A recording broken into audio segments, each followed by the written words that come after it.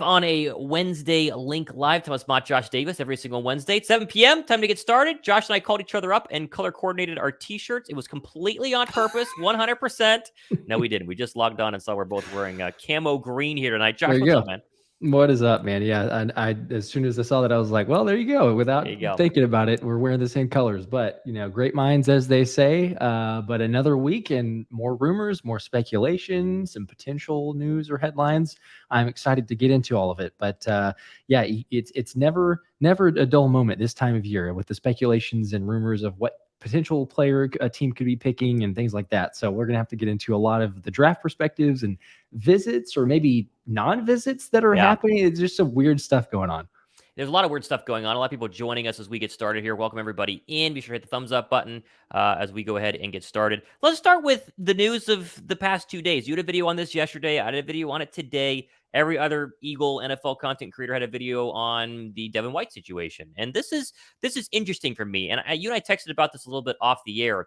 So backstory, Devin White, he wants a trade. He's obviously the 5th overall draft pick 4 years ago, so he's at the end of his rookie contract. He wants a brand new deal. He wants to be paid one of the highest linebackers in football. Bucks don't want to do it. Trade requests. We see this almost every single year with people when they get to their 4th-year option or 5th-year option. So then all the linking to Philadelphia starts. One, the Eagles always could use a linebacker because they never have a good linebacker, seemingly. They haven't had a really good one in a very long time. And Devin White has posted multiple times on either Greedy Williams' Instagram account that he wants to be an Eagle, and then he quote tweeted one of those mock drawings of him in an Eagles uniform and said he liked it as well. And so naturally it's like, he's going to be an Eagle. Oh my gosh. And people are very upset about this. I don't know what your comment section looked like on your Devin White video yesterday. My Devin White video, I essentially said this. The SI.com article says you could give the 10th overall draft pick for Devin White. I then immediately say, no way in hell I'm giving number 10 overall for Devin White. Yet my comment section says, Thomas, you're an idiot. Why would you give number 10 for Devin White? I don't understand. Help me understand. I don't want Devin White for number 10 overall. Would never do that. No, I wouldn't either. Yeah, and I'm with you. The same type of comments were coming into mine as like, hey, I didn't say that I want him for number 10. I didn't even say that I want him. I said realistically, if he signed for a very little or very small amount, or you could space it out further, get an extension, he's willing to sign a team-friendly deal, then sure. But yeah, I said the exact same thing. He's more than likely, because he's a little bit upset about 11 million or a little bit more than 11 million from the Bucks. Now, obviously, he wants to get that contract extension. So some people are saying, well, he turned down 11, so he's going to want 12, 13 million a year. Not necessarily. He just wants a long-term contract, and the Bucks are obviously not willing to do that. So it's maybe not paying that amount, but I still think he's probably going to fall in that 8 to 10 million a year range, or at least what he's going to want. And so, yeah, I said the exact same thing, but everybody's blown it up and said, oh, you're an idiot. He shouldn't be coming to this team. The Eagles shouldn't even consider him. It's unrealistic. I'm like, yeah, that's what I'm saying. It is unrealistic. It's probably not going to happen. Or you get the speculation of, it's just rumors, it's speculation, probably not going to happen. But what else do you want to talk about? Because this time of year is all speculation and rumors until we get to the draft. So I don't know. I'm with you on that. I don't think it's likely. I know you covered in your show today, the only realistic possibility is I guess the more realistic possibility is on draft night. Right. That would be still very shocking, I think, to both of us. But no way you give up 10. No way you give up the draft selection of 10 to get him. I don't think you give up 30 also. I did say today, if I had to give up one of the first round draft picks, obviously 30, I would give up the second round draft pick. Sure. I would give it the second round draft pick if you could guarantee me Devin White and guarantee me for anything less than $11 million a year. Sure. Nothing more than that, though. It just doesn't make sense to do anything more than that. But a lot of people are speculating right now what it would cost, what it would take to give up. And I do think a 10th overall draft pick is way too high for pretty much anybody. Is there anyone in the comment section who's going to say they would give up number 10 overall for Devin White? The answer is no. Now, I've said before in the past, on camera, it's on my Twitter account. I'll go find it one of these days. I said about 3 weeks before the draft last year, there was a 0% chance the Titans would A, trade A.J. Brown, and B, trade him to the Philadelphia Eagles. And it blew up because I posted it after they traded A.J. Brown. Freezing Cold Takes, the Twitter account, went ahead and quote tweeted it and gave me a lot of hell for it. So I've been wrong before. But I'm going to go as close as I can right now to saying 0% chance they go for Devin White. And it's not because of the asking price, even if it is 10 or 30, it's because Howie doesn't like linebackers. And Howie, same with safety, went ahead and downgraded at the position for a cheaper 1-year option for a guy who's good at tackling, Terrell Edmonds instead of C.J. Gardner-Johnson, and Nicholas Morrow instead of T.J. Edwards and Kazir White. So to me, he's done at those positions unless he takes them in the draft, which would come later on in the draft. So What are you I going to do? agree. Yeah, Not going to I happen. agree. And you're not going to take him. I made a case or a point of this on my show is the writing's on the wall. I mean, how he didn't re-sign a guy like a TJ Edwards who'd had a lot better grading in terms of pass coverage as a linebacker than a guy like a Devin White who last season gave a 120 passer rating in coverage. So that's not very good, obviously. But if you're not willing to sign back because what was it, 6.75 million, you're not willing to do that to keep a linebacker who's already in the system and has been productive to potentially go and get a linebacker who's going to want more money than that. It doesn't really make a whole lot of sense. So yeah, I totally agree. We always talk about what would Howie do versus what do Eagle content creators want to do. And normally it's very different. So we will see. All right. We have, wrong button. There we are. We have the first entry of the night into our 2023 first round draft pick jersey giveaway. Chris, he said, missed last week's show. Didn't make my contribution to the GF Diapers Fund. There you go. That's right. I have we were running low, so I appreciate it. Girlfriends are expensive. Josh has a wife and a very young girl and a very young daughter. So yes, we appreciate the donation for the diaper and girlfriend funds. It goes right into that fund. Chris also gets 20 entries into the jersey giveaway. If you're just new to the channel, you've not done this yet, any super chat gets you an entry. So $1 is one entry, $20 here is 20 entries for Chris. Night one of the draft, we will select one of you randomly. We have that all actually mapped out how we're going to do it too. Really cool websites that basically do it for you. Randomly selected, and then we're going to buy whoever the first round draft pick jersey is, send it to you, and obviously you can wear it and enjoy that. So Chris, we appreciate it. 20 entries. Anyone else wants to jump in? Jersey giveaway will run until once they make at least the first selection. Now, if they trade for Devin White and you want a Devin White jersey, I think we can count that. That's fine. But there you go. The odds of them doing that are very slim. Chris, we appreciate that. The girlfriend diaper fund. I need to get the diaper fund going for my brother who just had his first child today. Oh, hey. My brother just had his Congrats. first kid. And my little sister, she had her first kid as well 2 months ago. So I am now the only kidless child in the Mott household, and I am planning to keep it that way for at least an extended period of time. Okay, let's go to the comment section here. They already did the work for me, right? There's 2 new babies. Grandparents are grandparents now. It's fine. Okay. Comments, we're going to keep rolling here. A lot more topics. There's a lot to get into. Travis says, Bijan working out with Micah Parsons. It's over with. I did see that. Did you see that? They were doing the big medicine ball throws or whatever to each other. Yeah. Doesn't guarantee anything, but it's also could mean that the Cowboys like Bijan. Sure. As a lot of teams do, sure. Yeah, I mean, it's a relationship league, and why wouldn't Micah Parsons be working out with some of these other players? They all get along, I'm sure. I mean, you could also make the argument, or if you're going to make the case of that, is Jalen Hurts has the same agent. I mean, that's about the same level of interest. You could say, well, hey, they have the same agent. They're working out together. Players know each other. I mean, there's this relationship driven. So I don't think it's blow it out of proportion. The Cowboys are for sure going to get him because the Eagles, we hold all the cards. Like if Howie actually wants Bijan Robinson, he's going to get him. I mean, I really doubt that the Eagles or the Cowboys are going to trade up above the Eagles to come and get a Bijan Robinson. Maybe, but that would be, honestly, if they trade away that much draft capital to get a Bijan, I'm actually happy at that point. As much as I love Bijan, you have to give up way too much to go do that. So sure, if you really want him that bad, Cowboys, please come do that. And this whole idea that if you work out with someone, you're going to be drafted by that team is ridiculous. That means the Eagles are drafting, I think, CJ Stroud and Bryce Young. Didn't Jalen Hurts throw with both of them? So not always what it seems. But I mean, sure. The fact that Micah probably called him up and said, let's work out. Also, Micah's probably in Dallas. Where does University of Texas? It's like 3 hours north or south. We both went to Baylor. We know that route down 35 or whatever it is. Yeah, 35 south from Waco all the way to Austin. I'm sure it was a quick phone call, drive up, work out together. And, just two football players wanting to hang out. Did everyone hear that Saquon isn't going to sign the franchise tender from Cool Rains? Cool Rains, always watch the show. Appreciate you. I saw this briefly today. I didn't see anything else on it. So I saw the report that Saquon wasn't going to sign the franchise tender. And that also, I think the Giants aren't key on giving him a long-term deal. They aren't in a rush to do so. I guess the question is asking, could the Eagles swoop in? The answer is no. What you circle here is how long does Saquon hold out? That's the question mark here, because not signing a franchise tender, he's still technically going to be a Giant this year unless something nuclear happens. They're just going to take a little bit longer to give him the money that he wants. And that's how I see it, at least. That's how I see it. It sounds like he's entrenching to make this a long-term thing, at least to make contract negotiations. it's just weird because the Giants, according to the reports, the Giants were willing to give him a long-term last season, but it wasn't quite the number that he wanted.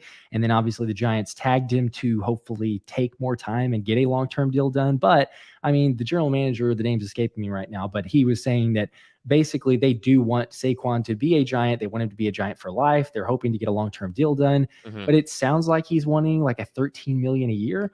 And that's a pretty steep price for a running back who's been banged up and had some injury issues already. So, this is his first fully healthy season in the last 3-4 seasons. So, if I'm the Giants, I'm not paying that amount of money. I don't want him in Philly because that's the amount of money that he's going to want also, if that was even a realistic possibility. But I don't know. I see this as dragging out because it sounds like he's saying, nope, I'm not going to show up. I'm not going to train at training camp until something gets done here. So we'll have to see how long this drags on. Saquon is a very good example of why you don't take a running back unless you are where Philadelphia is right now, and essentially a luxury of having a great football team. A great running back is never going to propel you to a Super Bowl. You have to have a very good quarterback. You have to have receivers on the outside. You still need a good offensive line. Like Saquon does score points and get touchdowns and does move the needle a little bit. But the Giants weren't exponentially better this past season because Saquon Barkley was on their football team. Give or take, he probably gave an extra win, maybe 2. But it does make the argument for, I think, if you want Bijan at 10, Philadelphia does not need Bijan to win a Super Bowl. He would just be another weapon on the Swiss Army knife that you can throw at somebody, especially late in the season when you need to win a divisional game in December or win road or home playoff games in January and maybe a Super Bowl in February. So the idea that teams would take Bijan and it would instantly make them a Super Bowl contender is ridiculous unless they are like the Bills, in my opinion, who could use him and then could definitely retool their offense to be a little more run-focused versus all Josh Allen-focused, and then hopefully go a little further. So we'll see. I'm sure we'll get plenty more Bijan questions here in a little bit. Devin White and Tampa's first, I think that's 19 overall, for 10 and a third next season. How about that one, says DC? Would you do that? So would you go back to 19, so you'd have 19 and 30, but you give up 10, but you get Devin White and then a pick next year? What would you do? No? Gosh, probably not. No. I mean, I think if you turn that third into it at least have to be a second, I think, for me. And I know that's a steep asking price, but I think that's where negotiations start, and you even see maybe about a little bit more than that. Right. I don't mind the Devin White. I like him. I think that it would be a good upgrade, obviously, from where we're at right now, and you pair him with Nakobe Dean. But I mean, like we were mentioning there in the open, it just comes down to like how he doesn't really value that spot, and you're still going to have to pay the player. You're going to have to extend him long term. I know Howie's a wizard with the cap, and so you could say, yeah, he can very easily, back end or kind of load this to the backside and take it, or I guess kind of dump it. You make the dummy contract and add several years or something like that. But I don't know that you want to sign up for that, especially if you're moving back 9 positions, because I don't know, as I'm looking at this draft, it feels like if you're not at really 10, 11, 12, it seems like then, just move me back a lot further. So I really like that 10 spot. Maybe if on draft night you're at 10 and all of a sudden all the names you were hoping to get are off the board, then potentially, but just where we're sitting right now, I couldn't say, yes, let me move out of 10, because 19, I think, is a much worse spot to be in than 10. It's a really good point that if, let's say, Carter and Wilson and Will Anderson and I don't know, pick some other pass rusher, Miles Murphy are all gone and you're at 10, he probably does trade back. Now, the odds of all 4 of them being gone by 10 with 4 quarterbacks, maybe 5, and Hendon Hooker, who knows, going in the top 5, then I think there's still a possibility. But that leads us into, I think, a very interesting discussion, which we both talked about on our shows this past week, and that is this rumored report trade up to number 3. Alfonso Gueda, excuse me if I didn't pronounce your last name, said trade up, trade down, or stay at 10. Suspense is killing me, LOL. This stems off the fact that Adam Schefter reported 6 football teams have called up regarding Arizona, the number 3 overall pick. Arizona doesn't need a quarterback. They're locked into Kyler Murray. What would you do in that situation if you are the Cardinals? And let's say you want Jalen Carter. Could you go back to 10 and still get him? You could get a cornerback because they need one. They have a lot of needs on defense. They just got Jonathan Gannon as their head coach. So, the world is their oyster. But that has led a lot of Eagle conversations into, would you go up to number 3, which would guarantee you either Will Anderson or Jalen Carter? I think we all would say yes. The question would be, how much are you giving up? Because would you give up 10 and 30? There's a very popular discussion the past couple of days. 10 plus 30 for 3. Josh, would you do it? I don't think so. I know we've talked about this on past shows, but I don't know. I really struggle to get to that area. And yeah, I know that you you're still saying, okay, well, you've got a first round pick. I mean, it's not like you're losing one, but you're giving up two of them. I know that the risk reward and obviously drafting a caliber player like a Will Anderson or like a Jalen Carter is phenomenal that compared to what you might get at 10 as a hopeful.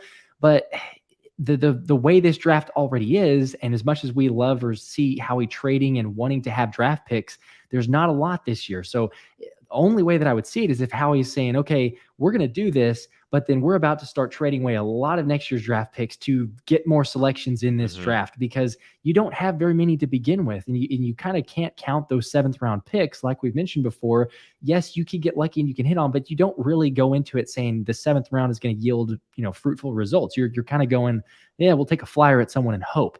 But I don't know. It's a steep price. I would say the way that things are trending, and I did a show on this too with the Jeff Okudah trade going to Atlanta. They got rid of him to Atlanta for a 5th round pick. Right. It looks like it's going to be almost a lock that they take Devin Witherspoon. Or Christian Gonzalez. You could argue the two, but it's probably going to be a corner, especially when you're saying a 3rd pick, a first round 3rd pick overall is being sent out the door for a 5th round selection. Means probably the Lions are saying, yep, we're going to take a cornerback. So if that's the case, good point. Maybe, it could be realistic that a Will Anderson or Jalen Carter falls to, let's say, 7.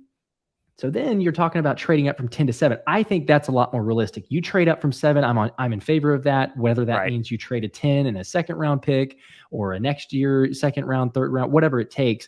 But moving up 3 selections versus 7, to me, that's what I'm a lot more in favor of. I think it makes a lot more sense. And it just seems like the asking price for Arizona is going to be astronomical because you're fighting against teams that want a quarterback, right? That's the thought process is they're going to watch Bryce Young go 1, they're going to watch CJ Stroud go 2, and then it's going to be like who loves Anthony Richardson or Hendon Hooker and Will Levis the most, and those guys are going to be coming up. I think Tennessee at like 11 is a very real possibility, even though they drafted Malik Willis last year, which is not a very good indication Malik Willis is good, but they feel like they need a quarterback, and if they need a quarterback, well, 3 is the place you go because the Texans aren't trading back. And obviously the number 1 overall pick as well. The Bears, or not the Bears anymore. Sorry. The Panthers aren't trading back either. Steer says hello from Latvia. Hello in Latvia. Welcome. How much would it take to move up to Arizona for 3? Landers would be sweet and green. We just talked about this, but it's at least 10 and 30 and probably something else. That's a big jump. Top 3 draft pick is worth a ton in the National Football League. Dontel Dragon, he's done some entries into our jersey giveaway. Here's 5 more. Every Wednesday like clockwork. Something to look forward to during my football withdrawal. I appreciate that, Dontel Dragon. We appreciate you joining us. Josh, where'd you get the green neon sign? Josh, tell us about the green neon sign real quick here. Yes. This thing's sweet. I appreciate that. Yeah. I kind of cut it off. You can see it better when it's smaller. There it is. I know. And my camera is a little bit off position to the show. You can see it better. But I will share. In fact, appreciate you, Dontel Dragon. I got you down for the 5 extra entries there. How about I do this? I will comment in the comment section so that everybody can see that. But I got it from this random site. I really Googled like Philadelphia Eagles neon logo sign and found kind of the first one that came up. Took a flyer because it had okay reviews, but it's not like a big name site at least that I was aware of. I think it's like Self Signs. But I will post that here now in the chat. It looks good. It definitely, you took a flyer. It looks very good. I appreciate that. Very good. There you go. Yeah. If he wants to jump in on that signs company wants us to sponsor us as well. They definitely can. I would definitely put one behind me as well. Yes. Howie has drafted exactly 2 defensive linemen in the first round. So it's not as if prior history dictates that's what he will do. Good point. Remember those 2 defensive linemen are Fletcher Cox, year 1 of Howie Roseman's tenure, I think, and then Brandon Graham. Or it might be mixed on that. I'm not sure. Who came first, Brandon Graham or Fletcher Cox? They're both seemingly old, in my opinion, but both are very good, and that could give you a little sneaky suspicion that he wants to go ahead and get another one. David Lewis says, I read that one. Ohana means family. I have a sneaky suspicion Lucas Van Ness will be an Eagle. That could be an option if you trade back to 19. We just talked about that. If Tampa comes up, you go back to 19. There could be an argument that Van Ness could be the best player available at a legit position of need. Because I think we're all out on corner. Unless they love Keely Ringo and they just have to have him because they think he's going to be the next great Swiss Army knife DB who can play outside and inside and maybe move to safety if he needs to. I don't see another secondary player that goes off in the first round for Philly after what they did in free agency. I just don't see it. I agree. Yep. Honestly, I love Kalijah Kancey. He's not going to be there at 30, in my opinion. Second best D tackle after Carter. That is something Josh has said before. Josh is a big Kancey guy. I think he's great too. It's not like I don't like him, but Josh has been really spearheading the Kalijah Cansey movement in Philadelphia. And I think Josh has said on his show, he's not going to be a 30 anymore. I mean, like, he was the best kept secret in the draft until he wrecked the combine. And then he wrecks the combine. It's like, oh, wait a second. This is the second best D tackle in the entire NFL draft, or at least top 3. You can make an argument there's another one in there. Brian Brisset, or Breesy, I think it's Brisset out of Clemson, would have an argument there. But yeah, he feels like one of those sneaky teen picks where Cansey goes off the board at 14 because some team is like, he is Aaron Donald. We are not going to take a risk on this. We're going to draft Aaron Donald. Yeah. And with it being a copycat league, we see it too many times. So I agree with you. I think he will come off the board very early. I mean, compared to a 30 position, yeah, there's no way. If he is available at 30, I don't know, maybe there's more questions at that point. Like, well, what are we missing? Like, why has he fallen to 30? Because yeah, the numbers that he put up at the combine alone, plus you look at the tape, the possibility to be a pass rushing defensive tackle, and that argument to pair him with what the Eagles already have. Yeah, sign me up. I mean, I'm a huge component of it, like you mentioned, but I think, yeah, like late teens even feels a little bit late possibly for him. So I could see him flying off the board even before that. And there's a scenario where if all 4 of the first big 4, we talked about Carter, Anderson, Tyree Wilson, Miles Murphy, which we'll talk about his whole situation in a second. If they're all gone, Howie could just stay put at 10 and go, heck, I'm going to take Cansey because I think he's the best D tackle. And that's what he would tell us in the post-draft press conference. He would go on the podium and say, well, we had him as number 1. I mean, wink, wink, even though they had Carter, but whatever. Henry Braxton says, why are you stuck on pass rusher? We have enough sweat. BG, Reddick, Barnett, draft him later and get Bijan. A pass rusher does guarantee us a Super Bowl, and we had the best pass rush, no Super Bowl. Okay. It's not a bad argument. You can make the argument if Derek Barnett comes back, gives you 6 sacks this year and has less than 12 personal foul offside penalties, then he could be a successful final year of his contract. But I think how we can say they can never have enough pass rushers, and BG is definitely in his final year. Fletcher Cox is in his final year. I know there are people that will comment, I think we bring him back for 1 more year, but do you really? I mean, they're getting up there, and eventually that cliff really starts to hit. So I think they will take a pass rusher, and it's going to be in the first 2 rounds. Shocked if they don't. I agree. Yeah, especially Shocked with like you mentioned, the MO, how he's going after.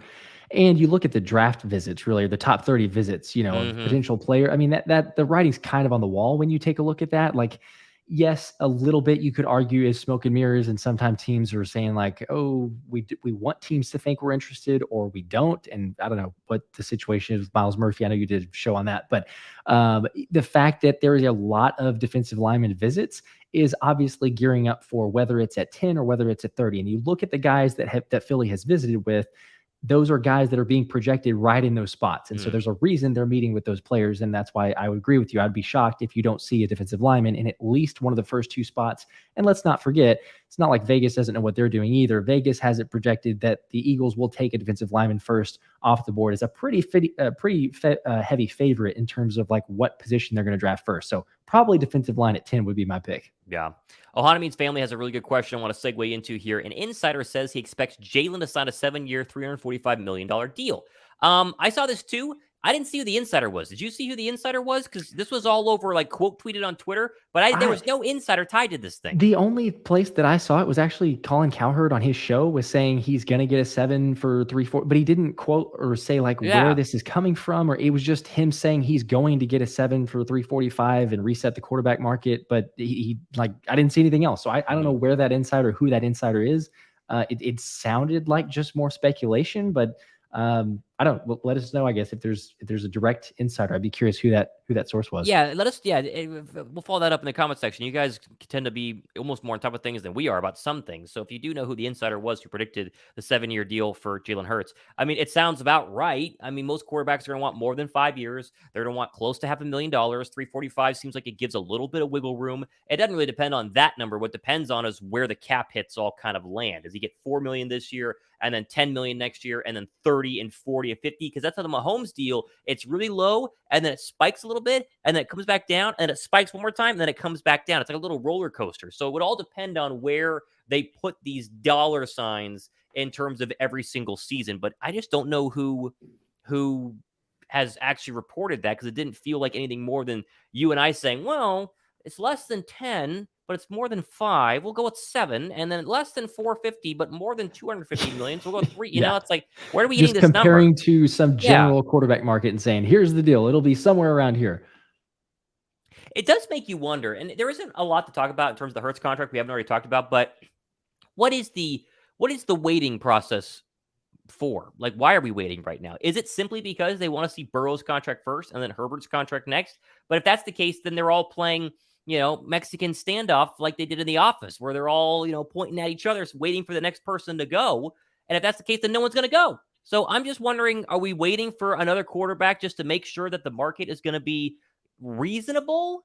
I don't know. I have absolutely no idea why it's taking so long, because the draft is almost here. You got to sign your draft picks. You have to have the money for it. But wouldn't you want to know that you have the quarterback locked down sooner rather than later? We both thought it was going to be day 1 of free agency, and here we are on April 12th, and we're not even close. It is taking a little longer than I think most people expected. And Howie Roseman had said, it was way back for the combine. He was like, hey, I hope to get this thing done right around the combine. So, it's taking longer. It's not anything alarming, because as we've shared many times, there's a few, I don't think the majority, but a few people that like to mention, we're going to be the Baltimore Ravens and end up with this Lamar Jackson status or something like that. It's not even the case at all, where I think we're so far to the polar opposite of that situation. But I don't know. Maybe it's, I think Nicole Lynn is good at what she does. So like we've said many times too, I don't think Jalen Hurts is involved in these conversations. I think he's like, you go do your thing because I trust you. So, maybe she's battling for the most for her client. And, as any good agent would, if there's other quarterbacks who are going to possibly reset the market, then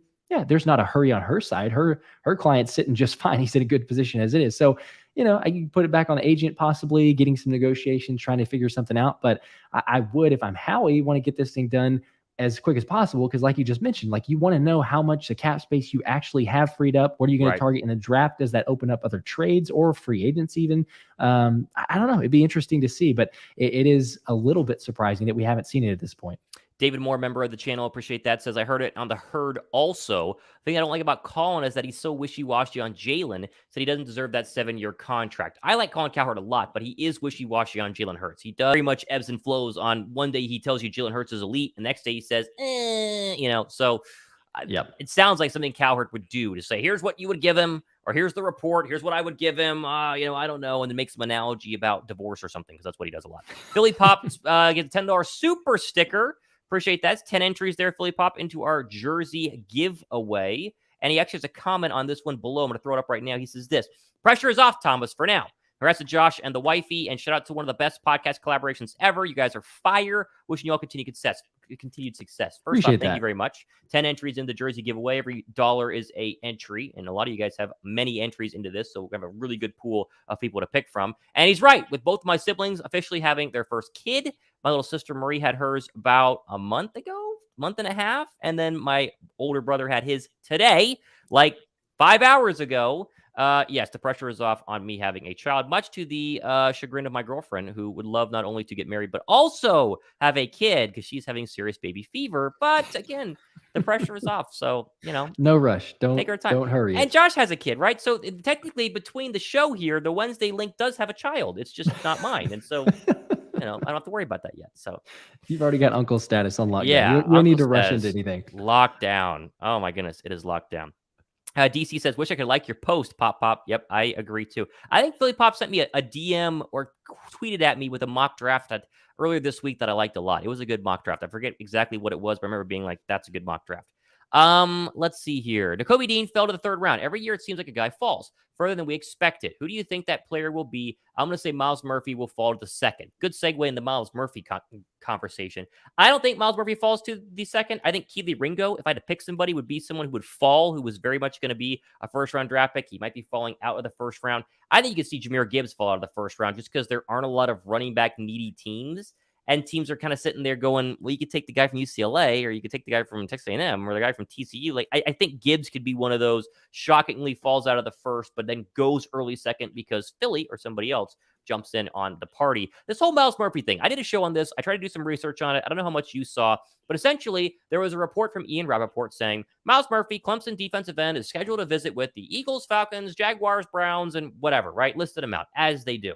Then he walked it back. And Aaron Wilson did the same thing. He said, yes, he's going to visit the Eagles, and then he walked it back, which is just strange. And D.I. Bird's blog on Twitter did point this out, where I got this all from, is he says, kind of odd that two very highly touted NFL reporters would get it wrong that Murphy is not visiting the Eagles. And so the question then becomes, are they trying to hide that he was visiting? Are they trying to throw smoke on the fire saying, oh, no, wait, we didn't actually visit with him? Or is it just a simple mix-up? I don't know. But I think Murphy is another one of those options where if you're sitting at 10 and Carter and Will Anderson and Tyree Wilson are gone, and you like pass rushers, as we know the Eagles do, you could do a lot worse than Myles Murphy. I'd take Murphy over Van Ness.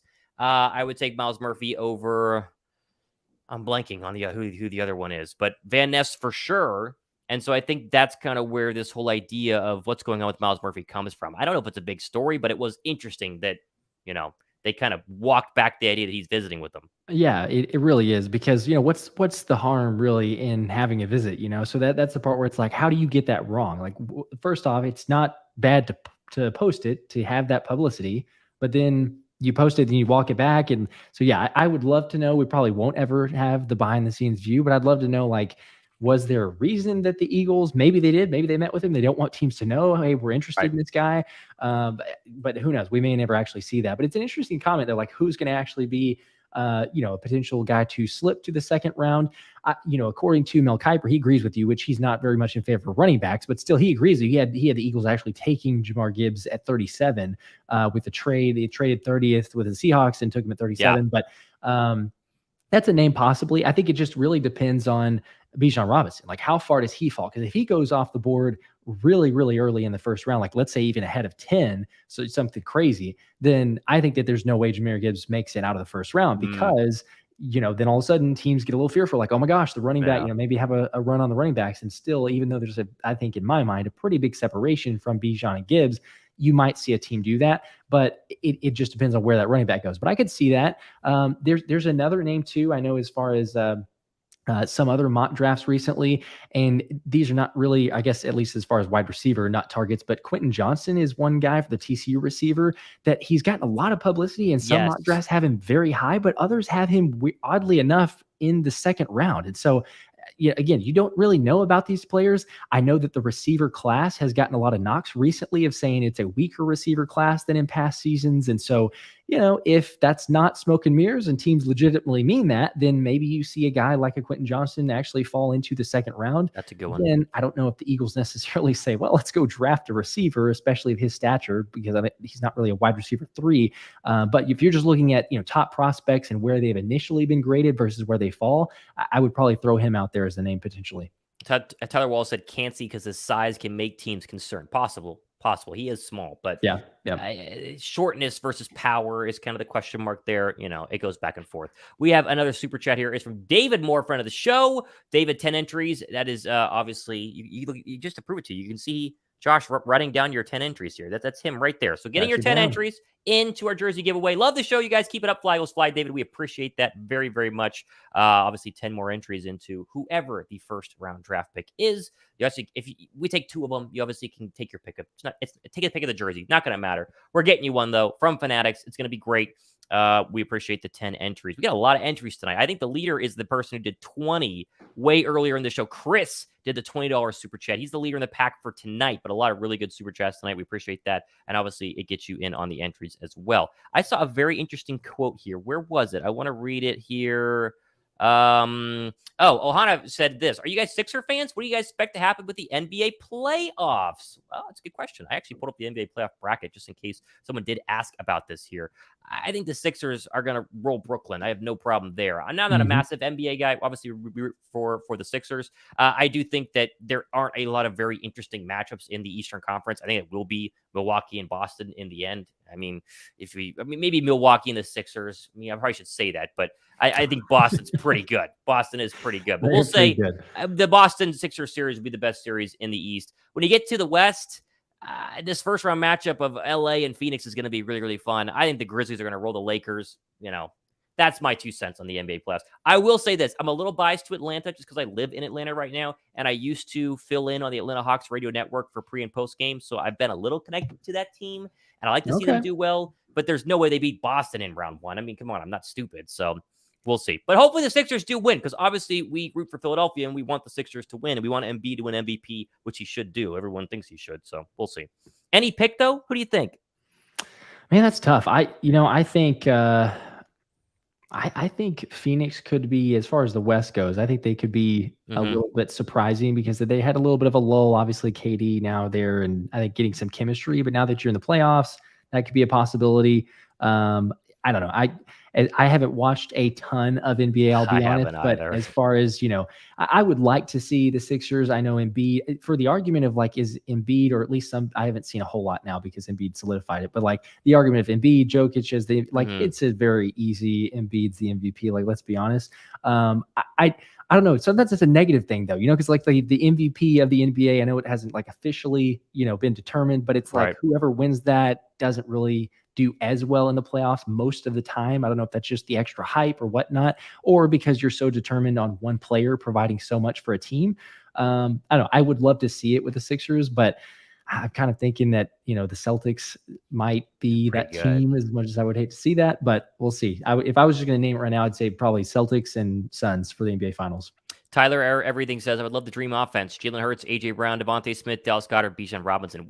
We're guaranteed to have one of these a show where they list out all the weapons that you could have next to Bijan Robinson. It's a pretty good argument, not going to lie. I would love to see it. Let's see. Tyler Wall says, Ohana, I'm expect another second-round exit, sadly. Hope I'm wrong. I don't think we can beat Boston with our terrible wing depth. Well said. Do you think Myles Murphy declined to interview with the Eagles? That'd be very strong if so, but that would be interesting. I'd be shocked if anyone declines, any interview, unless you are a quarterback who doesn't want to go to a specific team, like Eli Manning didn't want to be a Charger way back when. We haven't seen that happen really since Eli Manning either. I don't think you're declining anything. And why would you decline wanting to play in Philadelphia? I could get wanting to decline some other garbage franchise that doesn't win anything, but you're talking about the best roster in the NFC with a young quarterback that everybody rallies behind and a really, really good front office that seems to have a really good eye for talent. So, and Philly does have a history of paying their guys. How many times does Philadelphia let people get to the final year of their contract who are good players? It's very rare. It almost never happens. So I'd be shocked if he did. I would be too. Unless you're a Jalen Carter. I mean, we mentioned it before, Drew Rosenhaus, like not meeting with teams outside the top 10, but even that seems weird because can't teams trade up? That it doesn't make a whole lot of sense to me. But any other player, like you should probably meet with all potential teams because you haven't been drafted by anyone yet. And, like we had the argument a second ago, or kind of the debate of who's going to fall, who might slide. And Myles Murphy is a name that is a potential. You could name anyone really, but the moment that you start saying, I'm going to meet with only these couple teams and not that one, it isn't really a great look to begin with. So I don't know. We'll see how that plays out. I got to ask you though. So talking about the draft, I know we mentioned Jalen Hurts contract. Obviously, if we, go back in time to whenever the Eagles drafted Jalen Hurts, I think you and I both have said multiple times at the moment that felt like a terrible decision. Obviously, that's talk about, freezing cold takes because it's great that they did take him. And Howie's mentioned the quarterback factory. That's the place we want to be in. And now Dorian Thompson-Robinson is going to be an official visit in Philly. Now, mocks and projections seem to suggest that that's the guy you got to take, third round probably at the latest, according to some of the mocks that I've looked at. So, I mean, I get you got to do your due diligence, and I think he'd be a great fit. You did a show on it today about it. I think he'd be a great fit in Philly, but with the lack of picks we already have, like, is this a scenario that plays out again to where they take him? Let's say they do, and then we're like, what are you doing? Like, we've got our guy. Why do you need it? I'm just curious to know what you think about it. Yeah. See, I thought at best you could pay a fifth for him. Like you could trade up or trade back or however you want to do it. Get a 5th round draft pick, take him, because anything below a 4th round pick is officially a backup, right? Like there is, if you take a quarterback in the 5th, there is nobody on God's green earth who would say, oh, he's going to maybe push Jalen Hurts for a starter position. But that's why the Hurts pick in round 2 was so tough back at the time, because it was a 2nd round draft pick. You and I say all the time, your 1st and 2nd round draft picks have got to play. They got to play pretty much right away. You can give them maybe a year if they're not at a position of need, but Cam Jurgens, for instance, but they got to be ready to go day one. And you take Hurts, you're like, what are they doing? And so that's why it was so weird. I think the same would go for a 3rd round draft pick. I think it would send the wrong message. Even if you gave Hurts a big contract, even if you promised him behind closed doors that we're not pushing you for the starting job, we just want somebody in your mold to be the backup, it doesn't make sense. And it doesn't make sense to me because they did get Marcus Mariota. So unless your idea is we're going to take DTR because he's in the Hurts mold and we're going to groom him to be really good in 2 or 3 years, but he's still going to be a backup. So we spent a third-round draft pick on a backup at best. It just doesn't make sense, in my opinion. If you didn't have Marcus Mariota, it'd make way more sense and you could sell it. But I think it's not worth the media carousel that would be thrown Philadelphia's way if they were to take him in round 3, and there would be some idiot out there who would at least go, oh, the Eagles are 6-4 and Hurts just threw 2 picks. DTR had a really good training camp, I heard, and then it starts getting really stupid. So third round is, I still think a third rounder should pretty much be able to play. You think Milton Williams was a third rounder, right? That he, to me, is like the ultimate third-round draft pick. He's what you get out of a third-round guy. He can play right away. He can't play a lot right away. He won't produce a lot right away. But by the time he gets to year 3 or 4 in his contract, he should be pretty productive. And he was productive in limited snaps last year, and he should be productive this year. That's how I see it, right? Yep, I agree. Yep, and you do want to see those players. The comment section's kind of beating us to it. But you mentioned Milton Williams. There's a question about Alfonso saying chances of Milton Williams having a breakout season. So, yeah, you talk about a third-round selection. You do want to see some production from those players. And maybe this is a DTR is possibly a smoke and mirrors, or you're just doing your due diligence, of course, because if maybe he does slide to a 5th round, let's say Howie gets some other draft picks and he's available there. I agree with you. I think that's maybe where you take it. I've seen some recent reports. I think Grant Cohn had posted that third round, sometime around there might be where the Niners take a look at DTR. I don't know. There's so many reports and rumors, obviously, so you don't know what's true, but it just seems like more of the trending has been DTR in the third round. So if that's where the Eagles were going to have to take him, then, please don't, because I would be shocked and saddened by it, because like you mentioned, the idea of also having Mariota here, you don't need to go and make that, because you're getting a third string, basically. I mean, you're drafting him saying, hey, you're not even the second string, you're the third string. You're going to learn behind some, good offense to learn behind, great offense to learn, but it's not an immediate impact. It's a really fire insurance on a quarterback that you obviously are going to trust, because if you pay him big money like that, you're saying, well, we're not drafting the future, quarterback of the Eagles here. So I agree. The only way that it makes sense, I think, is later rounds if you get other draft picks. I was trying to pull up the tweet here from Aaron Wilson. So he's visiting with the Eagles. I think today or tomorrow. He visited with the Bengals yesterday. He's already visited with the Browns. He worked out privately with the 49ers. It's just a whole different thing. The Niners can't figure out quarterback. It's insane what the Niners are going through. And then Cole Rain says 49ers have too many quarterbacks. But let's remember, they don't have enough quarterbacks. They don't have enough. Because Kyle Shanahan puts them in the spot where they're going to get injured. Oh, my goodness. Raiders, Chargers. He's going to be at their local prospect day, whatever that is. I guess when you bring in, Vince Papale off the street to see if he can play football. Either way. I think that's it doesn't count as an official visit. Is that what that is? Because he can drive? So. Yeah. Yeah. It's nuts. The Niners are going to have a private workout with him. Like, they got Sam Darnold. They got Trey Lance. Kyle Shanahan thinks he can turn anybody into a superstar, and he's done a pretty good job of it, but he can't keep him healthy. And there's the historical track record of him having quarterbacks that get hurt besides the Matt Ryan Super Bowl year in Atlanta. Like that's it. It's just crazy. What do you guys think? Who's most likely to have a breakout year? I'm confident Reed Blankenship having a C.J. Gardner-Johnson-like year.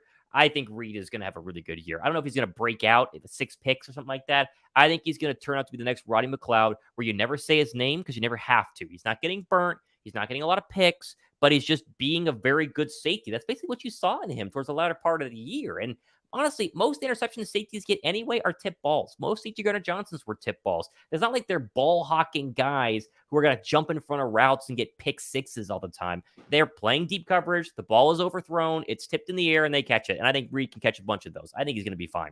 Other breakout stars, Josh, do you have another one? I mean, I think that Jordan Davis, I did a show on it probably a week ago by now. To Reed Blankenship real quick, I agree with you. And I think you won't even have to say his name a whole lot, because what I would love to see is him be the number 0, Agent 0. So you just refer to him as that. That would be pretty cool. But yeah, Jordan Davis, I think, is the other name. I go back and forth, Jordan Davis and Nakobe Dean. I think those two really, like, if one has a breakout year, the other one is just going to have a breakout year by default. Like, they're going to help one another. And so I think that Jordan Davis, though, is the first starting point of that, obviously being on the defensive line. But if he has a breakout year and makes life easy for Nakobe Dean, I mean, you could see this guy leading the NFL in tackles, quite honestly, because Jordan Davis, we're asking him to take up a lot of space. And so I think that, he's obviously already looking at this, or should be looking at this season saying, yeah, this is really my chance to step up here.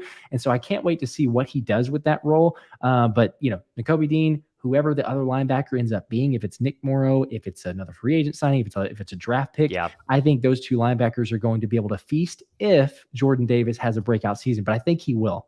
Okay, I like that a lot. I've always hoped that Davion Taylor would turn into something. I think those final 6 games 2 years ago were very exciting because of the speed, and he was very good at wrapping up. I could see him being like a training camp name that gets a lot of buzz. Not that that means anything, because sometimes training camp names stink, but I maybe it's him. The problem is there aren't a lot of young, guys who are going to play a lot, because besides the linebacker spot, Philly's pretty locked in with veteran, solid players everywhere, unless you want to say Cam Jurgens is going to break out, but Cam Jurgens is going to be like good. Well, what kind of surprise would that be? It just wouldn't make a lot of sense. Or will he not start? Yeah, I mean, that's an argument you could have. You can make the argument. Unless they draft Skoronski, then sure, but they're not going to take Skoronski, right? Like, come on, have some more fun. I hope I don't not, know, but I will say, Mel Kiper in 2 consecutive drafts has them taking Peter Skoronski. yeah, So. we're going to look at the Mel Kiper mock here in a second. I do want to say Jordan Davis, I think the jury's still out. I think that if he doesn't ball out this year, then we could talk about a bust at some point. Now, I think he will. You talk about the ankle injury a lot. I know you said that on your show was a big factor because he was playing well. I get that. But he does need to step up a lot this year. He can't be a 20-snap guy the rest of his career. He's got to get up there in the snap range and be a little more disruptive than what I saw. He's a rookie, gets a pass, not a problem. He wasn't trash. He was fine. But you talk about someone who could turn out to be a bust. If there was one on this team, it could be Jordan Davis, but I don't think so. Don't hang me when he turns out to be a gold jacket wearer. But still, what are you gonna do? No 1NE. I would trade 30, 94, and next year's second to get in the early teens. Try to get Carter and Bijan. IDK. I may be stupid, but for that, but I'd love it. I don't. Okay, wait. First, I'm supposed to have the jersey entry. There you go. There's your jersey entry. So 5 more. Has this guy gotten any jersey entries yet? Or is he I think it's the first one there. Yep. There you go. All right. Got you down. Yeah, we got you down. If you have done it before, that means Josh just doesn't see it on his Excel sheet. So we do have everybody marked down. So 5 entries in the jersey giveaway. And in this case, you would get either Carter or Bijan, because that's who you're saying is going to be drafted. I don't hate this. I mean, I really don't. If you came out of the draft with Carter and Bijan, you have 2 instant day 1 starters who are going to be really good for a very long time. And that's the argument for why you would trade all this stuff up. And if you're giving up 30, so a first, 94 is a third, and a second next year when you already have 2, is anyone going to cry about that? Would there be any Eagle fan who would say, yeah, but what about getting some depth at the, safety spot there in round 3? Like what? It wouldn't make any sense. I think this is fine. Yeah, I have no problem with this. You sign me up for it. I'll very do that exciting every day of the week. Absolutely. Because, you could go to everyone's draft boards and obviously they're very different. They're very different the further you go down. But from everyone that I've listened to, I mean, you've got Bijan Robinson. We're not talking about like positions, just overall talent, pure talent. I know running back you could say is devalued. You shouldn't draft him as high, but just pure talent. Bijan Robinson is like top 5. I mean, even Mel Kiper says he's top 5. Now he won't justify drafting him that high, but he says he's a top 5 talent. And so when you take a look at that, you're going to get 2 guys probably that are top 5 talent on everyone's draft board. So please sign me up for that. You get rid of, yes, some other draft capital, but I think that that's the only sense that it makes of if you're going to have even fewer picks is get 2 guys that are going to absolutely start and going to be here for a long time. You get a lot of productivity off of them and you still have a lot of picks the next season. So then going into next year or to the next draft. So the next year you say, well, let's try to, fill some voids of the veterans that are going to be retiring or not coming back, leaving the team, things like that. But yeah, if you get Jalen and Bijan, I'll walk away very happy from the draft. I mean, geez, like what more could you ask for, honestly, at that point? I mean, you're literally getting 2, like you just said, of the top 5, 10 players in this year's draft. It'd be pretty insane. It'd be pretty insane to say the least. Let's look at Mel Kiper's latest 2-round mock draft, because you had mentioned this to me when we texted. I like to look at the top 10. We'll see what he does with the Eagles. He does a pretty good job here, right? Young, everyone is saying Young is going to be the first overall draft pick. And that's Kiper, as you have pointed out before, not guessing. It's him calling people up. He said he talked to Schefter, he talked to Mortensen. They all think Bryce Young will be number 1. Who knows? I still think they like CJ Stroud a lot, but and today, I don't know if you caught this, but today Vegas actually switched the odds. Bryce Young is the favorite at number 1. So maybe they have a little extra info, but good indicator. CJ Stroud too. Whoever is, either Young or Stroud, whoever the leftover is, Texans will be very happy with that. Not a problem. This is that Tennessee trade that I saw earlier today up for Anthony Richardson. I think it makes a ton of sense. I think Tennessee is desperate to be relevant. They're desperate to not. I mean, they can win their division easily. Yes, the Jaguars are good, but you could still win that division. They have some talent. They just can't get out of just average Tennessee Titan play, and it seems like Tannehill is a big reason why. So that would make some sense. They take Anthony Richardson. The Colts and Will Levis, I think, makes a ton of sense as well. Indianapolis could stay put and still get a quarterback. And then you see Jalen Carter go to Seattle. Carter had an official draft visit with Seattle, I think this week, maybe late last week. This feels very Pete Carroll-y, and I do think is the big hurdle for Philadelphia when it comes to Carter falling, that fact that he could probably not get past number 5. Detroit, you say guaranteed corner. If Will Anderson's there, it's hard to argue that, right? Yeah, if he's there, and we've done the whole argument of you trade up to 3 to get Will Anderson. If he's there at 6, I think you really have to strongly consider trading up. I would agree to 6 to get Will Anderson at this point. 100%. 100%. I mean, him and Hutchinson together would be very good, and the Lions need sackers. They don't have people who sack the quarterback besides Hutchinson. Yeah. But he goes Devin Witherspoon at 7, Nolan Smith at 8, Atlanta. Christian Gonzalez could be an option here, but sure. Darnell Wright, the tackle, makes a ton of sense. And then Skoronski. Of course, I took it off the screen. I was trying to show. There it is. Skoronski there at number 10. Pause there. We have a super chat. Let's answer it here quickly and get him down for the jersey giveaway. Danielle Bigelow says, what if a quarterback drops at 10 and we trade Tampa 10 for White and 19 and then still get Bijan? That was talked about a little earlier. It's not terrible. I think it's possible, but then you're really gambling on a team coming ahead of you to get Bijan Robinson. If you want Bijan Robinson, you got to take him at 10. Because this whole idea of let's go back to 19 and then pray that Dallas doesn't go to 18 or the Vikings don't go to 18 or the Bills don't go to 18, it's risky. It's very risky. Now, you get White out of it, which is fine. But if you want Bijan, Josh said it earlier, if you want Bijan, get him at 10 because you're guaranteed to have him at 10. How about that? Yep. And I think that the furthest, we've talked about this, I think, on past shows, but the furthest that I think you can trade back to even realistically have a possible chance at Bijan is 15. Because the Washington Commanders are at 16, and they're the favorites to land Bijan Robinson. For whatever sense that makes, it still doesn't quite make a whole lot of sense to me, but Vegas has them as the favorites for a reason. So there's obviously a good bit of interest. And so I don't want any teams that are even potentially considering. You could still lose them if you trade back to 15, but I think that's the furthest that you could consider moving back if you're going to do that. But I'm with you. If Howie really wants to get Bijan Robinson, the only way he does not take him at 10 is if a guy like a Jalen Carter is still available, maybe a Tyree Wilson. Right. Will Anderson's not going that far, but it's probably those two, Tyree Wilson, Jalen Carter. If they're not available, then you take Bijan Robinson at 10, or if you draft or if you trade back, if we see Howie trade back in this situation, I think that tells you he does not want Bijan, not enough anyway, to sit there and be like, yeah, let's take him now. Totally fair. People are mentioning the Falcons need a corner or the Lions need a corner. That's still possible, but Will Anderson rates way higher than Christian Gonzalez, and so you'd have to take Will Anderson if you were Detroit at number 6. Here's the problem with Skoronski. The problem is not anything that Kiper says here. The problem is who's taken one pick after Skoronski, Tyree Wilson. And this obviously is Arizona coming back because the Titans traded up. You're going to tell me how he's going to pass on Tyree Wilson? Really? There's no way. I posted a poll on my channel today too, just kind of like recapping the Eagles picks and who Mel had mocked, and just, like, hey, give this a grade. I think the general consensus was about a C, but there's a lot that gave it a D and an F also. And this was to me, the number one reason why. Like, if Tyree Wilson's available, you could choose him or Peter Skoronski. I can't see a world where it makes sense for the Eagles to go, let's take Peter Skoronski. As much as Tyree Wilson has all of the, and again, I know there's lots of hype with any draft pick, but just the hype, the potential, the scheme fit, like where you can move this guy around. I mean, that alone knocks your grade down a couple levels if you don't take a Tyree Wilson there. I would be shocked. This mock at least gives you the example of 4 quarterbacks for the first 4 picks. That means the Eagles are going to get one of the top 6 players in the draft. And with teams needing offensive linemen and corner, there's a real possibility Tyree Wilson could be there. That's the beauty of mock drafts. This gives you a good example. Let's go a little further here. Texans getting CJ Stroud and Jackson Smith and Jiba would be like the ultimate home run of home runs for the Texans, who would be instantly very competitive in that division. I think that'd be a home run pick. Jets get tackle Broderick Jones for Aaron Rodgers. That's fine. Christian Gonzalez going all the way to 14 would be very surprising because I think he's the best cornerback in this draft, but New England needs corners, and so, okay, it makes sense. Dalton Kincaid would be such a Packer pick. They need receivers, wide receivers. Here's Dalton Kincaid. Not bad, but is he going to be the difference maker in a Super Bowl team?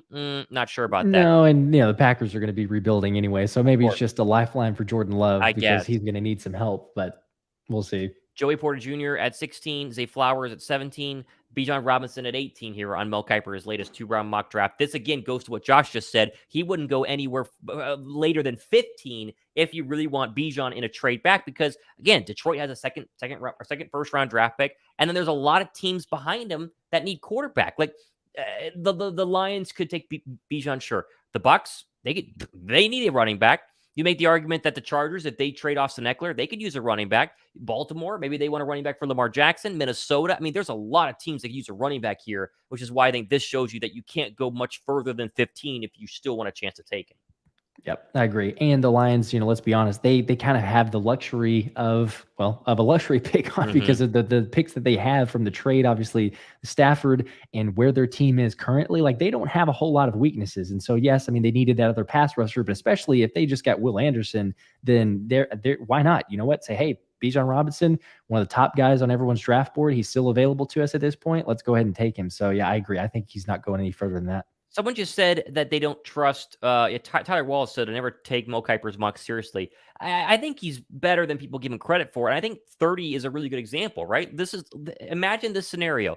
The Saints, they take Kalijah Kancey. They're one ahead of Philadelphia. You bet your bottom dollar Philly would have taken Kalijah Kancey there, right? So what do? They trade out of the first round for a team that needs a quarterback. Here's Seattle coming to get Hendon Hooker, just like the Ravens in 2017 came up to Philly's 32 to get Lamar Jackson. It makes a ton of sense. And Philadelphia does he say what they get? They get number 37 and 52. So you're now going to have a bunch of day 2 picks early to keep adding talent in there. I wouldn't hate this. And if you're going from 30 to 37, there's a real chance Jahmyr Gibbs could still be there, and we'll see where he goes. So this Hendon Hooker trade back in makes a ton of sense. Yeah, yep, absolutely. No, and I agree. If Kalijah Kancey, it would crush me for him to go one pick in front of you, because I'd be like, oh, he's still available. We might get him, and then he goes. But yes, like you mentioned there, 30 to 37, not a huge difference, but you get another extra pick for day 2. Right. And then you see, obviously, Jahmyr Gibbs is the guy who the Eagles got. So I would love this scenario. I mean, if at that point you didn't get a Kalijah Kancey, you're trading back, get extra draft capital, and get Gibbs in that situation, that I didn't hate. Like, that part of the draft, I was like, okay, cool, that's a good pick. But the number 10 Skoronski over Tyree Wilson was like, wait, what? Why are we making that selection? Whereas if you made it Tyree Wilson at 10, trade back from 30, get an additional second-round draft pick, take Jahmyr Gibbs like he does here. Yeah, we love it, right? It's really good. A couple of other ones. Let's get just the Phillies here because there's a lot. Here's Ringo going 44 overall. I mentioned earlier. I think he could fall out of the first round. This makes a lot of sense. What was another one I saw? Jack Campbell, inside linebacker, going to Detroit. Some people have him as a Philly pick, a target there if you don't get Devin White, right? Makes some sense. And then here's 52, Derek Hall, the outside linebacker out of Auburn. He's kind of one of their D-line rotational pass rush guys. He wouldn't be the worst pick in the world, but it's not sexy, right? It's not like, I would have swapped this, and I'm just surprised at how Mel did this, especially given his mock here, because he just took Skoronski, right? So he didn't take a Tyree Wilson, and an edge rusher, a defensive end. You could go. I know you say situational pass rush with Derek Hall, but to me, like, BJ Ojulari is still there, so I would have if this is the way it played out at this point, I would want to BJ Ojulari more than I would Derek Hall, because he was third most pressure rate in college football. And, again, there's lots of analytics you can look into, but pressure rate usually is the best kind of correlation to how a defensive end, or I guess just a pass rusher in general, is going to perform at the NFL level. Yes, there's busts all over the place, so it's not a tried and true method. Nothing is, but it's just usually the best metric. And so, I don't know, at BJ Ojulari's size, some people, I don't know, I've had some people comment before on shows like, hey, he's too small to play end or edge rusher. He's bigger than Hassan Reddick. He's bigger than most players. I mean, he's bigger than Micah Parsons. So I don't know where that's coming from necessarily, but to me, it just shocked me that he wouldn't have swapped those two. It's probably not a terrible pick, but it still, for me, was a little bit worse if you go with BJ Ojulari. Frank Gurnick says, Thomas, Josh, Eagles. Hey, guys, Howie received a lot of flack for drafting Milton Williams and Landon Dickerson, in my opinion. Howie nailed those picks. I agree. Yeah, I don't think anyone's arguing with that. Let's wrap up the Kiper draft here. Here's your trade back again, 62. Jartavius Martin, get you a DB. DB, if it does make sense in this draft, makes sense later, late round 2, round 3 draft pick, whatever it is, because they're not starting in year 1, but you have kind of a future in play there. I'm fine with that. But again, you look at who was taken next. You see Marvin Mims, the wide receiver out of Oklahoma. I know Marvin Mims is not a wide receiver, is not a need, but man, we talked about Marvin Mims being an absolute beast who could who would be very scary in this. If you came out with Tyree Wilson, Jahmyr Gibbs, then you go ahead and get any, other pass rusher or tackle with your second round draft pick, and then got Marvin Mims. Oh my goodness, that would be, it'd be I would be in favor of that. Yeah, I think you're coming out with some really good picks there. Parlay says BJ Ojulari would fit Philly. Fire, yeah. Cole Rain said, why would Seattle take quarterback in the first round when they just re-signed Geno to a $105 million contract? Because it's only 3 years, and after like the first year, it's very team friendly. Like, it's not a contract they would give if they really loved him, right? Yep, Jartavius Martin, I think, get out of it. Yeah, easily get out of it. Jartavius Martin, I think he could turn out to be a baller potentially.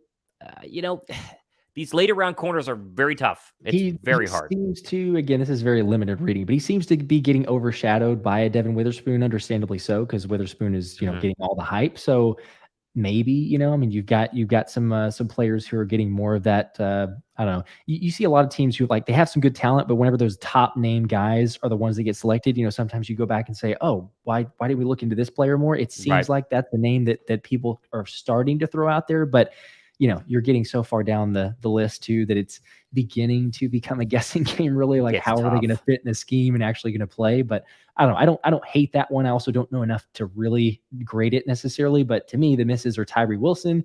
I don't know how you pass him up there, like we just mentioned. And then BJ Ojulari, just my personal preference. I would have gone there. Yeah, I think so too. Andrew Norton jumping into the jersey giveaway. Boom. Man, the jersey giveaway has been super, super fun, guys. We're so excited to kind of pick the winner night one of the NFL draft live on the show and then get you that jersey as quickly as possible. Andrew, I don't know if Andrew has any entries yet, but he has 10 now. He does. Yep, he does before. He is up to 15 now. 15 in entries, $10 to super chat. Would you guys trade up to 5 for Carter using 10th, 3rd, and a second round next year, or draft Bijan at 10, trade up from 30, early 20s, grab any pass rusher that drops out of the top 15? Okay. I don't hate either of these, right? Josh said earlier that he would much rather go to 5 than 3 because it's way more likely, right? It's way more realistic, for instance, which is very true. The whole 3 comes from the Cardinals saying they've gotten 6 calls from 6 different teams about wanting to trade up. But 10 to 5, 10 to 3, it's a little different here. I want to focus in on the latter part because first off, we would both do 10 this year's 3rd and a 2nd to go to 5, right? Will we both do that? Because you keep 30 and you keep a 2nd this year. Yeah, I'm perfectly fine with that because there's plenty of picks next year. So the 2nd, I'm not too concerned about. Yeah, they have the Saints and then this one for sure, and they can get more. Next part of this is very interesting. Or draft Bijan at 10, trade up from 30 to the early 20s, grab any pass rusher that drops to the top 15. Think Lucas Van Ness or Miles Murphy. That's also interesting, right? What are we doing there? Interesting. I guess the question would be, how much do I have to give up to move from 30 to the early 20s? I like the idea of Bijan. Everyone who knows me knows that because I'm in favor of them drafting Bijan and getting him on this team. But yeah, the question is, how much do I have to give up in this draft and or in next year's draft to move up? Because to me, it's worth it to trade some draft capital to get a player like a Jalen Carter. Again, we're assuming that nothing else comes out about the reports, investigations, if there's other things that are even going to surface. But it seems like the Eagles have done their due diligence and are projecting towards taking him. So if they are, I trust Howie. I trust the organization. They're going to make the right pick. So all things considered there, just talent alone, I'm in favor of trading some picks and some capital to get Jalen Carter. Now, other pass rushers are not at the same level, or I don't view them at the same level of Jalen Carter. So it's just, I don't know if I'm willing to come up that high to go pick a player. I think the only scenario really that this makes sense is a more so you take a player at 10 if a Jalen Carter, let's say, falls, and then you trade up to maybe come get a Bijan Robinson. I don't think it's a flip of that. There's other pass rushers I think you could get later if you're not going to get a Jalen Carter. That's my thoughts though. That's interesting. I think that's it's a really good question. Very good question. Tyler Wallace says, should next show I drop another $100 super for the boys? The answer is yes. I think so. But why wait till next show when you can do it this show? Well, would you shave the mustache? I know that was a thought or potential. If $100, if that happens, would you shave it this time? Yeah, I would for sure. I need to shave it anyway though. I'm going home to see my family. I feel like it's time. All I'm saying, Tyler, is if you never know, the world could end before next week's show. You never got to do it for the boys.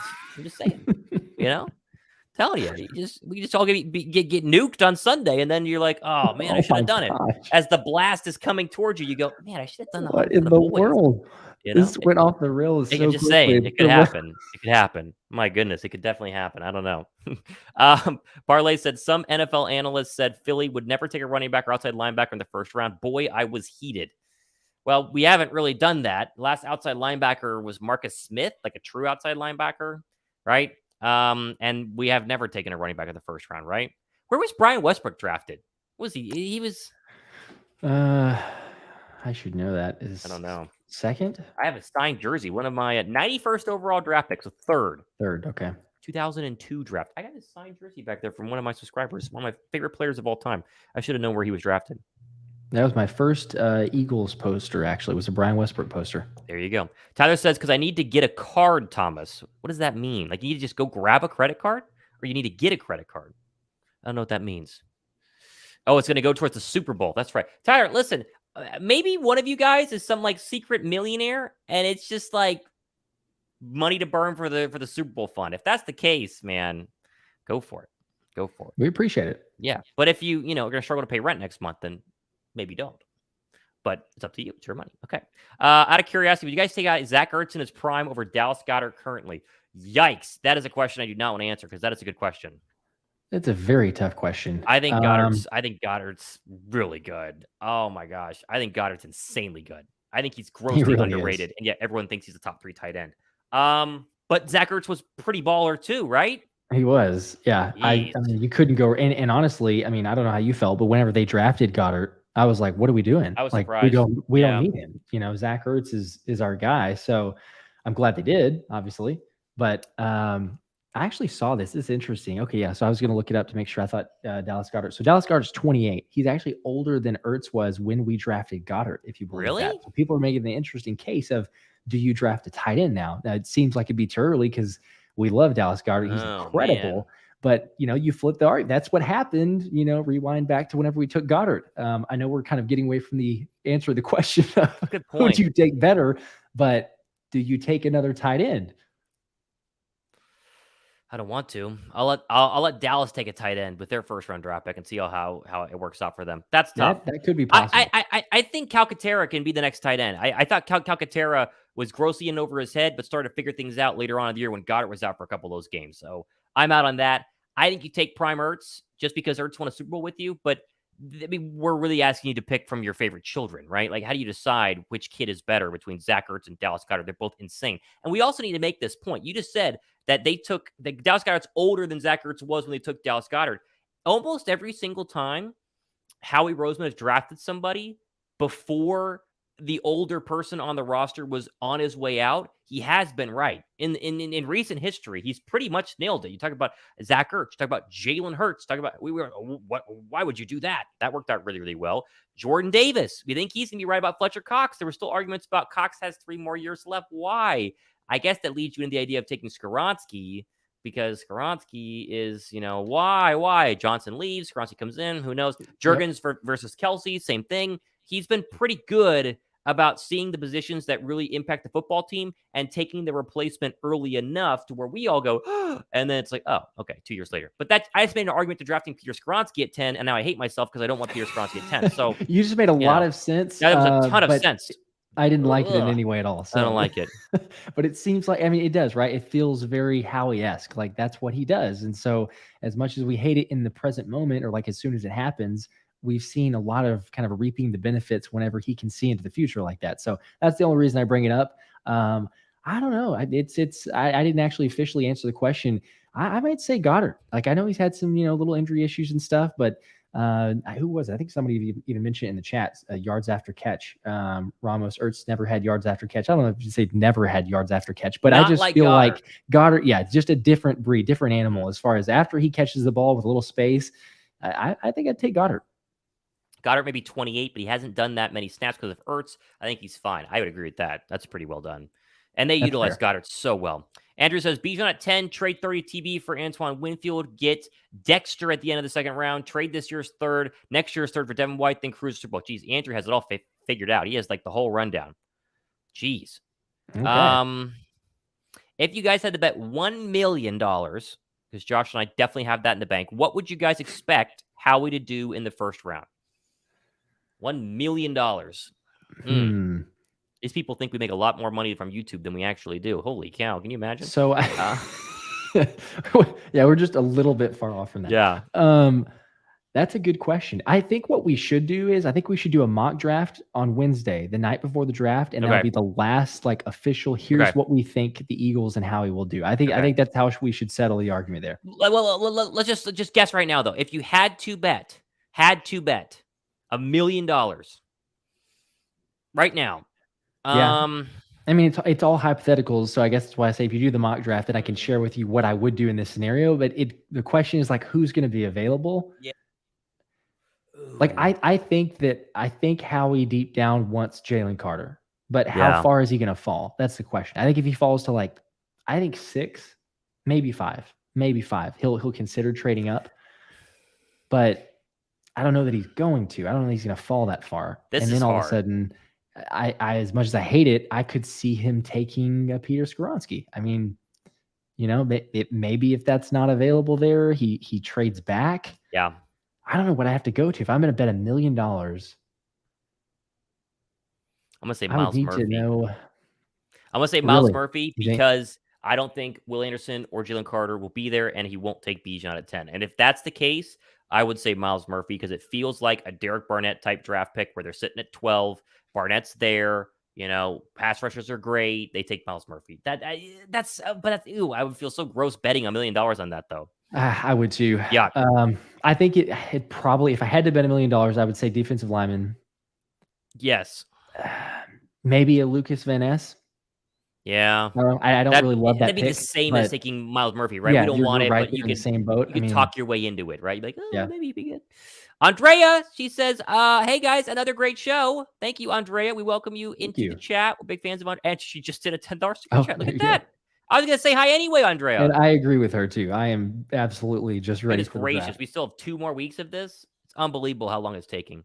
Andrea, 10 more entries. You are doing fantastic in getting entries for the jersey giveaway. We appreciate you watching every single Wednesday. Very much. All of our consistent viewers. I know most of you guys, 115 watching. A lot of you guys are consistent viewers. We appreciate each and every one of you. But Andrea, you got 10 more entries in there. And we totally agree. The draft is taking forever. And it does get a little old, kind of being like, well, would you trade this pick and that pick plus this player and that player to make the perfect mock draft? What do you think? And you're like, I don't know. It's what if times tough. A million. I mean, Josh and I talked on the phone the other day, and Josh made a really good point. He's like, man, like, thank goodness the draft is coming because there is content to talk about. But from a content creator standpoint, it does get to the point where you are basically beating a dead horse. And we're not going to sugarcoat it. We're at that point right now. There is not a lot of things going on. There's not a lot of things going on where it's like, oh my gosh, there's this breaking news. It's more like, well, there's this probability that this one guy, Devin White, wants to be traded. Should the Eagles consider him? Exactly. Maybe.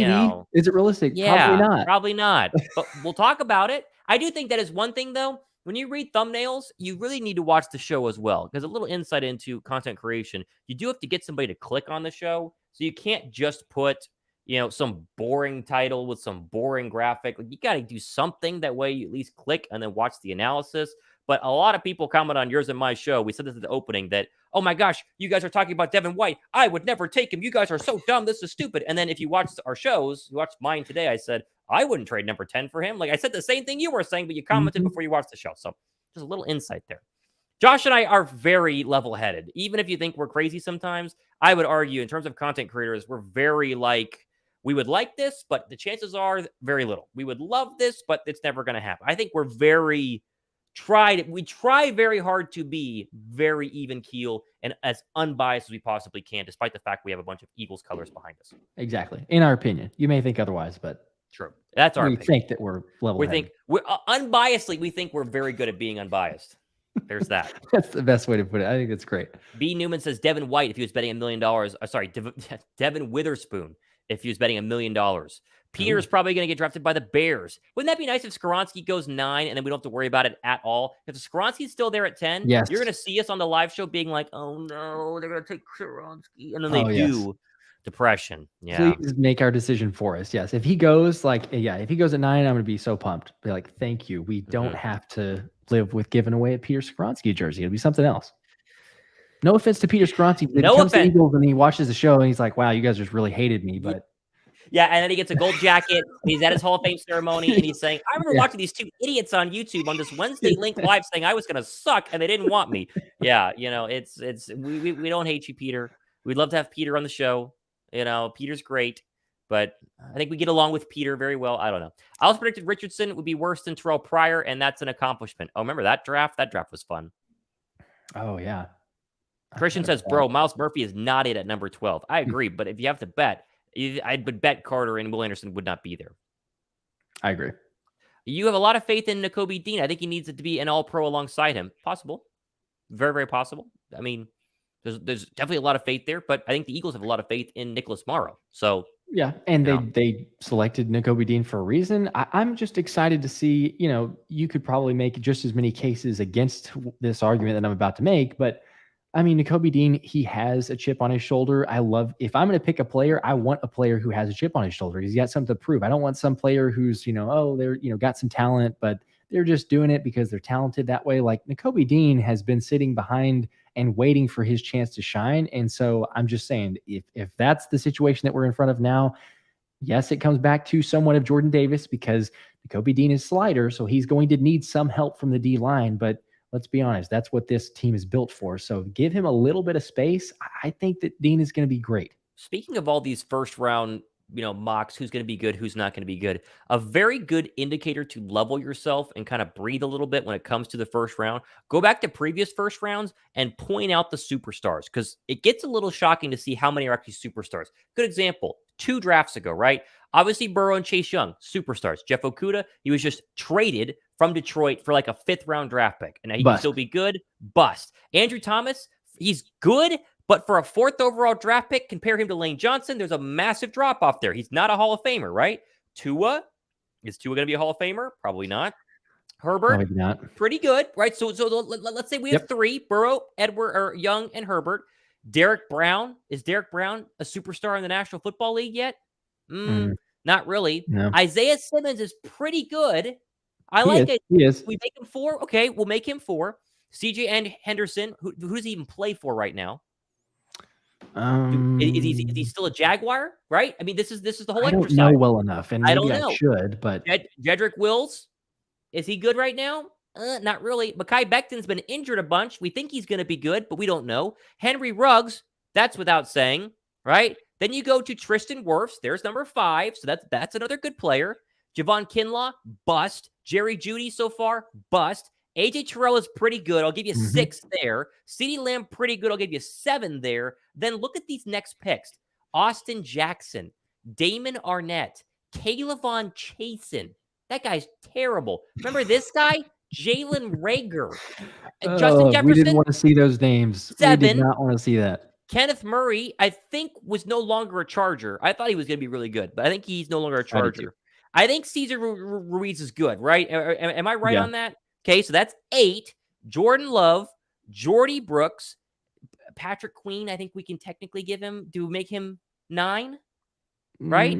Yeah, maybe. I mean, for the sake of the argument, sure, we can throw him in. Sure, 9. Rest of these are nobodies. Even Clyde Edwards-Helaire. Jeff Gladney, is he even a Viking anymore? Oh my gosh. So here's an example. Let's do the number. Okay, my finger's right. There's 9 really good players in this draft, or at least B+ to A- players. The rest, the jury is either still out or they're absolute nobodies. This shows you what it is like. And you can do this for any draft. You can literally pull up the 2016 NFL first round, and you can do the exact same exercise, and it's amazing to go who's a bust and who's not. And let's just do it one more time because I had a lot of fun doing that. Here is your 2016 NFL draft. You remember this one is kind of important because Carson Wentz was taken here. We're talking about really good superstars. I think Goff is good. I'm not putting him on my list, though. Goff, Wentz, Bosa, 1, sure. Zeke, okay. Let's just put early Zeke was pretty good. Yeah. Maybe. That's like 1.5, but whatever. Jalen Ramsey, yes, he's good. Ronnie Stanley? Where's Ronnie Stanley right now? DeForest Buckner is 4. He's good. Yep. Jack Conklin, I think he's pretty good, but is he that good? I don't know if Jack Conklin's that good. I could be wrong. Leonard Floyd is good, right? Eli Apple is not. Vernon Hargraves is not. Sean Rankins is not. Laramie Tunsil, I'm not putting him on there as like superstar, but he was at least decent. This was the face mask bong. Yeah, I mean, thing. he signed a pretty big deal, a pretty good deal for himself this season. 6. So Carl Joseph. Do we put Carl Joseph on the list to make it 7? You could. I don't know. No. Maybe not really. Remember Baylor's own Corey Coleman? You and I know this guy very well. I was hopeful for him. Bust. Yep. Bust. Taylor Decker, who's that? No idea. Keanu Neal, he's been a starter, but never an elite starter. That was a rumor for the Eagles to sign, but not Ryan Kelly, status. just like Keanu Neal, pretty good center for the Colts, but never like the best center or really that great. So we're at 5 or 6. Shaq Lawson, no. Darren Lee, no. Will Fuller's been injured a bunch, no. Josh Doxson, no. Laquan Treadwell, no. Willie where's Artie Burns these days? He's was with the Saints, actually. He's exactly. Potential. By the way, just to get us a little bit off topic, I guess, but Artie Burns, I think, has some connection to the director of scouting with the Eagles. So that's been a name that's beginning to get thrown around, but there's no, I mean, he's not a superstar. He's not it's like a fill-in development player, basically. Right. Let's finish up quickly. Kenny Clark, Paxton Lynch. Are you kidding me? Joshua Garrett. Robert Kimdichi's not bad. He's not bad. That's a name you recognize. Vernon Butler. I remember Jermaine Ifedi, I think is his name. Is he in the league anymore? Emmanuel Agba, he's never turned into anything superstar. Kevin Dodd. Jalen Smith was good for like a year. Hunter Henry is okay. Miles Jack was good for a year, and now I think he's still undrafted or unsigned. Xavier Howard, Baylor, pretty good. Sterling Shepard, okay. Yeah. But now you're getting into the second round. Yeah, so right. Like, you're the point of the exercise is you have about 10 out of the first 32. So Eagles are at 10, and the rest of those picks after 10 are very much this and this, hoping they're going to be pretty good. Yeah. And if you take the exercise further, I did a show on it, I think last week, but it was talking about just the analytics of the draft and like how often do you hit in the first round. They're saying 65% are busts. And what they were qualifying that is all you had to be was like a player that was above 60th percentile. So when you're grading out players at positions, you don't even have to be a superstar. You just have to be above 60th percentile. And it was a 65% bust rate. So even in the first round, like, you're not guaranteed. Now, they did do kind of a better breakdown of saying like top 10 is a lot better chances than as soon as you get out of the top 10. So that's why it's like there's a big premium on being at 10. I'm not opposed to trading back, but you just really have to either like the board and what potential there is beyond that, or obviously there's not your guy at 10, and so you need some more draft capital. But I'm with you. The further you get down in the draft, the more likelihood there's bust, and that's not a great position to be in. So hopefully, maybe a guy slips, or maybe you trade up. That's why I'm not opposed to that, of trading up a little bit to get a Jalen Carter, or, Will Anderson, something like that. But you never know. We have case in point, Jalen Reagor. I hate to keep bringing it up every time that happens, because what could have been with Justin Jefferson, but it's a little bit of a crapshoot. You don't know what you're getting in for, but got to trust Howie to make the right decision there. Good point. We'll do 5 more minutes of questions. We're going to hop off and basically end the evening. Ohana Means Family said Zeke was drafted at 4 way too early. You remember that draft, though? He had just basically won the national championship against Marcus Mariota. Was it Marcus Mariota? I think it was Marcus Mariota on his own. I remember that was when 12 gauge, whatever his name was, shotgun. What was his name? What was that quarterback's name? Oh my goodness. He won the Natty back in 20. I can picture him, and now I'm drawing a blank. Yep. And he got drafted and then did nothing. Jones? Come on, comment section. You guys know this. Gracious. I don't remember. Who won the Natty at quarterback for Ohio State that year? Please tell us. That Wentz drafted 10. Cardell Jones. Thank you. I knew it was right. Jones something. But Cardell Jones. There you go. Okay, 5 more minutes. Questions here. We got, why are we not taking Bijan? Good question, George. They still might. Remember, Devontae Smith is a very good example, because I think Philadelphia liked Micah Parsons. I think they were going to take Micah Parsons in that draft, and then it was like, well, wait, let's get a wide receiver, and we'll take the best skill player available. I think that there are options there where you could say, well, they're going to take a pass rusher, but they did go Devontae Smith. There is precedent, right? Yep. Nelson Aguilar, Dillard, Reagor, good examples of first-round draft picks who didn't turn out to be anything. That's true. Has there ever been a bigger fall-off than talk Tom Brady to Baker Mayfield, rip TB. Yeah, TB's in trouble, which is why it would make sense to trade Devin White, because White doesn't want to be on a bad team, and they don't want to lose him for nothing. So it makes some sense. Daniel Bigelow, 5 more here into the jersey giveaway. I think he already did 5 earlier. Reason most first rounders are busts is where they are drafted for need instead of talent. 90% of first rounders are overdrafted. That is very well said. You can't argue. It's a very good point. Yes. You can also make the point that some teams don't mold players well. I think there are a lot of arguments to be made for if you're a quarterback, you go to the wrong place, there's no hope for you, regardless of how good you are, versus if you're a quarterback, you go to the right place, you look much better. Think Trevor Lawrence. Under Urban Meyer, he looked rough. He gets Doug Peterson, wins a come-from-behind playoff game down 30, whatever it was. It matters where you go, whether it's to the right team or because you were overdrafted because the team has to have a right tackle. Completely, yes. And same could be said for a lot of positions, obviously, but even like skill players, if you don't have a great quarterback, you don't have a great O-line, and all of a sudden you're drafting a skill player, like there's only so much those players can do. Yes, there's superstar phenoms that can change the game, but you still need kind of the core components of the game solidified. So we've made the case here, the argument even of, you could amplify that for a guy like a Bijan Robinson. Now, I don't think that that's a guy that's questioning, is he going to be good? But you put him on a team with no O-line versus a team like the Eagles with a dominant O-line. And those are 2 very different careers, not only from production status, but I think also like avoiding injury. You're not going to run him into the ground and just kill him with every, single handoff and just running the offense through him. It's just an added supplement to the offense, as crazy as it is already. And so you're going to be even more potent. But yeah, it totally matters of what status, or I guess kind of what team you get surrounded with when you're drafted. Very much so. Very much so. Donatello Dragon, 2 more here. See the jersey giveaway. Draft Perfect 5. timing, as I was talking about it. There Absolutely. you go. Our offense will be unstoppable. Yeah, that's what everybody says. It will be very, very. It would be fun to draft Bijan. Let's just admit it. It would be fun. The night would be fun. It'd be exciting. People would have a lot of cheering in the streets. It'd be a good time. I'd be happy for Philadelphia if they get. And the Cowboys are terrified of it. Not that that's the only reason you draft, True. but I'm just telling you, listening to local radio here in Dallas, they are terrified about the Eagles. Are even they? Considering they are. Yeah, they've said it on a couple different shows. I've been listening, and they're saying, hey, I'm hearing there's rumor, there's speculation. Eagles fans are lining up to draft Bijan Robinson. They're all about it.